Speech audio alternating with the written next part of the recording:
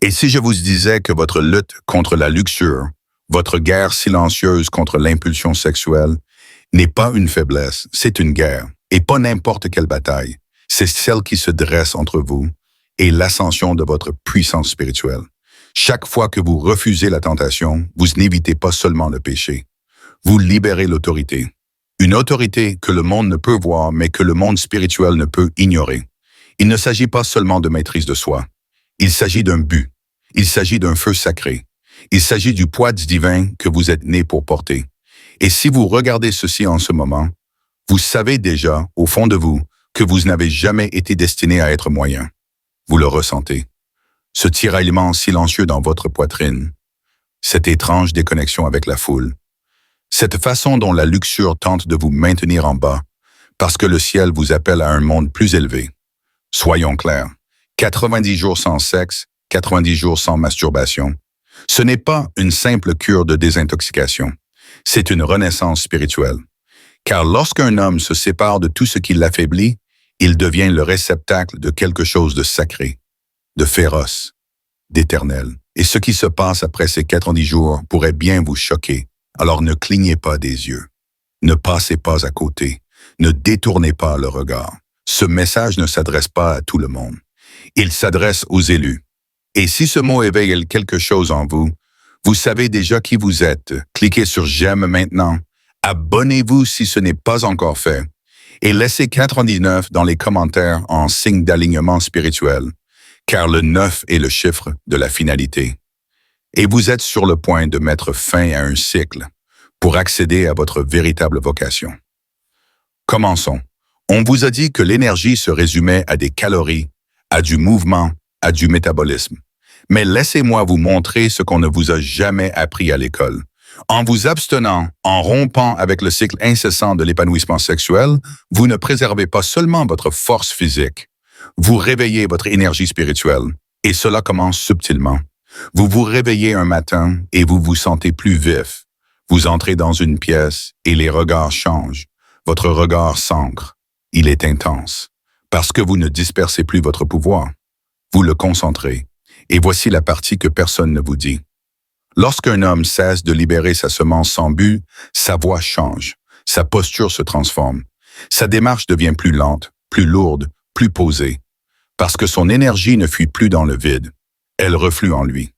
Voyez-vous, votre graine n'est pas simplement une substance biologique. C'est un contenant sacré, un vaisseau d'intelligence, d'héritage, d'identité et de commandement. Chaque fois qu'elle vous quitte sans raison, un morceau de votre monde intérieur disparaît avec elle. Mais quand vous la retenez, quand vous vous élevez au-dessus du désir,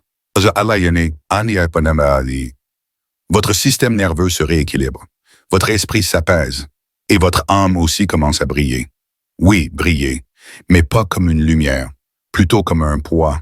Une sorte de gravité invisible commence à se former autour de vous. Les étrangers vous traitent différemment. Vos paroles ont une influence. Même en silence, vous devenez indéniable. Pourquoi? Parce que votre aura, votre champ spirituel, n'est plus fracturé par le désir. Il est entier, magnétique, imposant. Les femmes le sentent, les hommes aussi le sentent.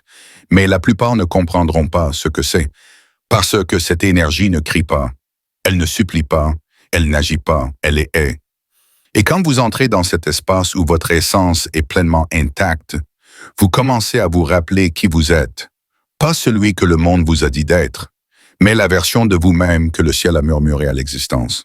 Celle qui était censée marcher avec autorité, mais qui ne le pouvait pas à cause d'une fuite d'énergie. Et c'est là que ça devient plus profond. Cette énergie ne change pas seulement le regard des autres sur vous. Elle change ce que vous attirez.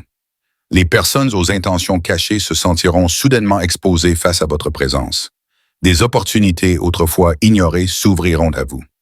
Votre environnement s'ajustera, non pas parce que vous l'avez poursuivi, mais parce que votre courant intérieur est devenu trop fort pour être ignoré.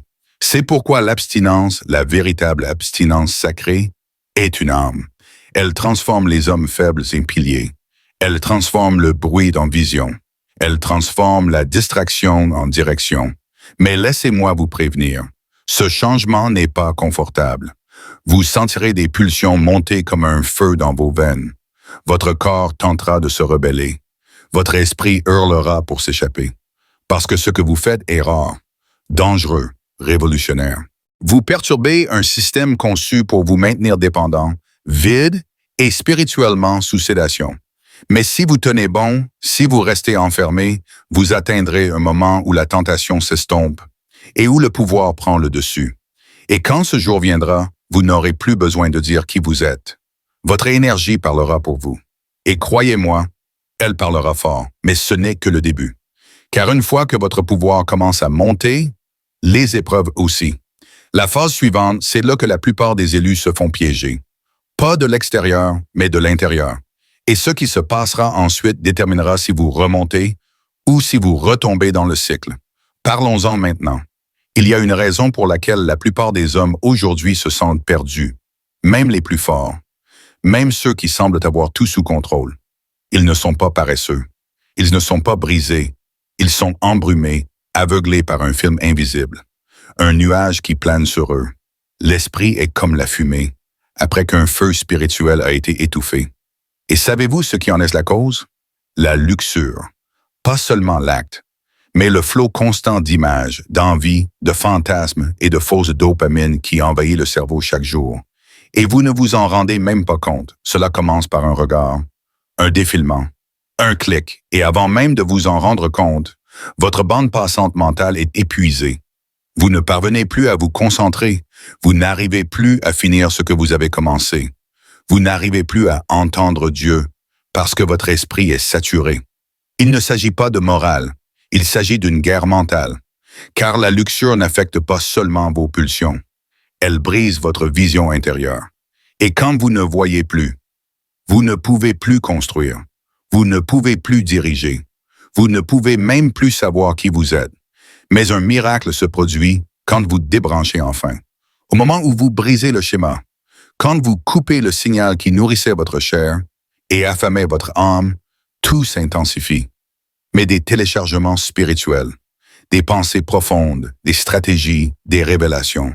Tu n'es plus un homme qui réagit à ses pulsions, tu deviens un homme qui crée, qui bâtit, qui dirige. Et c'est là que la vraie bataille commence. Pas contre la luxure elle-même, mais contre l'homme que tu étais avant. Un homme entraîné à fuir le vide. Un homme dépendant du plaisir instantané. Un homme qui confondait excitation et but. Mais maintenant, tu vois clair. Tu sens la différence. Et tu commences à comprendre que cette retenue que tu pratiques n'est pas une perte. C'est un investissement divin. Chaque instant de discipline est une graine plantée dans le sol sacré de ta destinée. Et crois-moi, ce sol répond. Pas avec des fleurs fragiles, mais avec des racines profondes. Pas avec des applaudissements, mais avec de la gravité. Tu ne cherches plus à séduire. Tu attires. Tu ne cherches plus à convaincre. Tu influences. Tu n'as plus besoin de prouver ta valeur. Tu es la preuve. Alors écoute bien. Ce monde te distraira encore et encore. Il mettra des pièges sur ta route, des images, des fins artificielles, des raccourcis. Mais rappelle-toi toujours, la luxure est un maître cruel, mais l'intégrité est un trône éternel. Et si tu marches assez longtemps sur ce chemin, tu découvriras que ce que tu voulais vraiment n'était pas le plaisir, mais la paix. Pas le feu de l'instant, mais la gloire du silence intérieur. Pas la validation des autres, mais l'union avec ton but.